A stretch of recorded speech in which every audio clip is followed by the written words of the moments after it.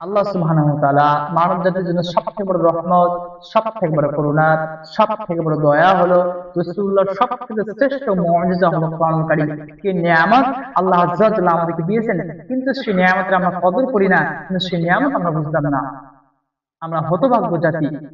যদি এই নিয়ামত দেওয়ার পর আমরা এই নিয়ামতের কদর করতে না পারি, তাহলে আমরা হবো হতভাগ্য।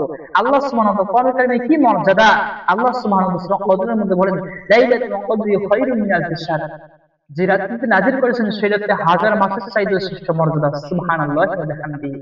আল্লাহ সুবহানাহু ওয়া তাআলার কালাম যাকে মাখলুক বলা যায় না, সরাসরি আল্লাহর কালাম কোরআন কারীম। এই কোরআন আল্লাহর পক্ষ থেকে কোনো সন্দেহ নাই, এই কোরআন আল্লাহর ইলমে অবতীর্ণ হয়েছে। মানব জাতির জন্য কি রহমত, কি বরকত, কি নিয়ামত আল্লাহ সুবহানাহু ওয়া তাআলা দিয়েছেন।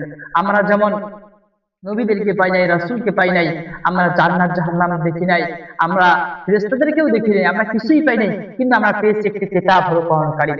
যদি কোরআনকে সুন্নাহকে এবং কোরআন সুন্নাহকে যদি আমরা আঁকড়ে ধরি, তাহলে সে কখনো পথভ্রষ্ট হবে না, সে কখনো গোমরা হবে না। আল্লাহ সুবহানাহু ওয়া তাআলা কোরআন কারীমের মধ্যে বলছেন কি আমল করলে জান্নাত যাবে, কি আমল করলে জাহান্নামে যাবে। আল্লাহ পাক অতীতের কথা বলছেন। অতীতে কি ছিল? পৃথিবী আল্লাহ সুবহানাহু কিভাবে সৃষ্টি করলেন, পৃথিবীর প্রথম মানুষ কে, প্রথম নবী কে, প্রথম রসুল কে। আল্লাহ সুবহানাহু ওয়া তাআলা এই যে মানব জাতি সৃষ্টি করলেন, যুগ যুগ রসুল প্রেরণ করলেন, তাদের প্রতি রহমত করলেন, তাদেরকে ধ্বংস করলেন। কেউ যদি অতীত জানতে চায়, ইতিহাস জানতে চায়, তাহলে আল্লাহ সুবহানাহু ওয়া তাআলা মধ্যে ইতিহাস বলে দিয়েছেন। কেউ যদি বর্তমান জানতে চায়, আল্লাহ সুবহানাহু সবগুলো বলেছেন। আমরা কোথায় ছিলাম, মায়ের পেটে কিভাবে ছিলাম, কিভাবে সৃষ্টি করলেন, জন্মে আসার, পৃথিবীতে আসার পর চাহিদা সবগুলো আল্লাহ পাক মিটাইছেন। এরপর যখন আল্লাহ সুবহানাহু ওয়া তাআলা বলছেন, আমি তোমাদেরকে দুর্বলতা দেই, দুর্বলতার পর শক্তি, শক্তির পর আবার দুর্বলতা, এরপর আবার তোমাকে ফিরিয়ে নেওয়া হবে। তোমরা কোথায় যেতেছো, তোমাকে বোঝো না? তোমরা কোন কোন নিয়ামত পাবে, ইয়া আলাই রাব্বিকুমা তুকাজ্জিমান, তোমরা তোমাদের রবের কোন কোন নিয়ামত অস্বীকার করো। আল্লাহ সুবহানাহু ওয়া তাআলা এই যে মানবজাতির জন্য সবথেকে বড় রহমত, সবথেকে বড় দয়া, সবথেকে বড় করুণা হলো কোরআন কারীম। আখিরি কালাম কি নিয়ামত আল্লাহ সুবহানাহু ওয়া তাআলা দিয়েছেন। কেউ যদি অতীত জানতে চায়, বর্তমান এবং ভবিষ্যৎ জানতে চায়, সবগুলো এ টু জেড ডিটেইলস আল্লাহ সুবহানাহু ওয়া তাআলা বলে দিয়েছেন কোরআন কারীম।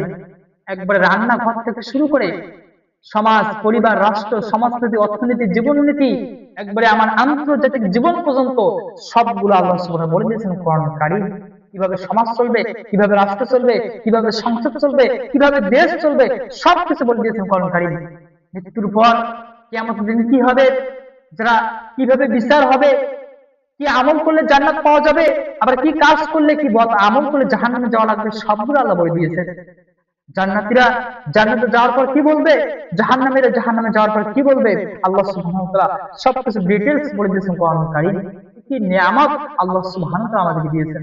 আমরা তো কোনো নবী পাই নাই, কোনো রাসূল পাই নাই, কোনো সাহাবীদেরকেও আমরা পাই নাই, আমরা ফেরেশতাদেরকেও দেখি নাই। আমরা পেয়েছি 1400 বছর পর আমরা কি পেলাম, কোরআন কারীম।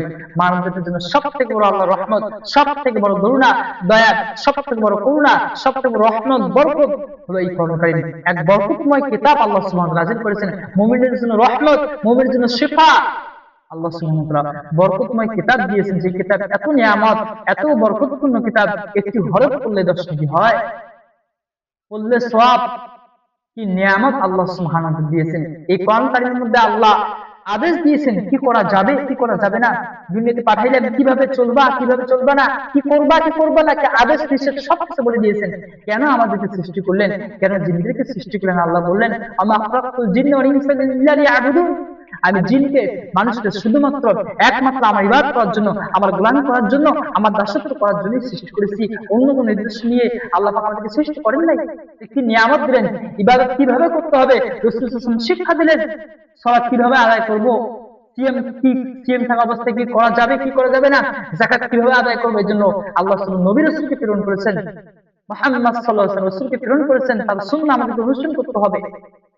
আল্লাহ সুবহানাহু ওয়া তাআলা এই যে নিয়ামত দিলেন, হাজার মাসের চাইতেও শ্রেষ্ঠ যে রাত্রি নাযিল করলেন, রমাদানকে শ্রেষ্ঠ করলেন, আমাদের নবীকে শ্রেষ্ঠ করলেন, আমাদেরকে শ্রেষ্ঠ দান করলেন এই কোরআন কারীমের কারণে। কিন্তু আজকে আমরা কোরআন থেকে অনেক অনেক অনেক দূরে দেখা যায়। আজকে বিভিন্ন কিচ্ছা কাহিনী, বিভিন্ন পীর মুরিদের বই, যেগুলো জাল হাদিস দিয়ে, জাল কথা দিয়ে ভরপুর, সেগুলো করা হয়। জাল কাহিনী, কিচ্ছা কাহিনী, বিভিন্ন বুজুর্গ, বিভিন্ন অমুক তমুকের কথা বলা হয়। কিন্তু আজকে এই জাতি কোরআন থেকে অনেক দূরে। আজকে বিভিন্ন কিতাব পড়া হয়, বিভিন্ন বইয়ের দাস দেওয়া হয়, কিন্তু কোরআন থেকে এই জাতি আজকে দূরে। আজকে যদি আমরা কোরআন পড়তাম, বুঝতাম, আমল করতাম, তাহলে এই উম্মার এই জাতির এই অবস্থা হতো না। আসুন আমরা কোরআন পড়ি, বুঝে আমল করি। আল্লাহ সুবহানাহু ওয়া তাআলা কি রহমত, কি মাগফিরাত, কি নিয়ামত আল্লাহ সুবহানাহু ওয়া তাআলা আমাদের দান করলেন কোরআন কারীম। আল্লাহ সুবহানাহু ওয়া তাআলা আপনার কোরআন কারীম বুঝা আমাদের জন্য সহজ করে দেন। আর আল্লাহ নিজেই তো আপনি বলছেন, ওয়ালাকাদ ইয়াসসারনাল কুরআনা লিযিকরি ফাহাল মিন মুদ্দাকির, আমি কোরআনকে বুঝার জন্য উপদেশ সহজ করে দিয়েছি, কেউ কে আছে উপদেশ গ্রহণ করবে? আল্লাহ সুবহানাহু ওয়া তাআলা আপনি নিজেই কিন্তু বলছেন যে আমি কোরআনকে বুঝার জন্য সহজ করে দিয়েছেন, আমাদের জন্য সহজ করেন কোরআন কারীম পড়া, বুঝা, আমল করতে তৌফিক দান করেন, আমাদেরকে এই উম্মাহকে জারিতে তৌফিক দান করেন। আল্লাহুম্মা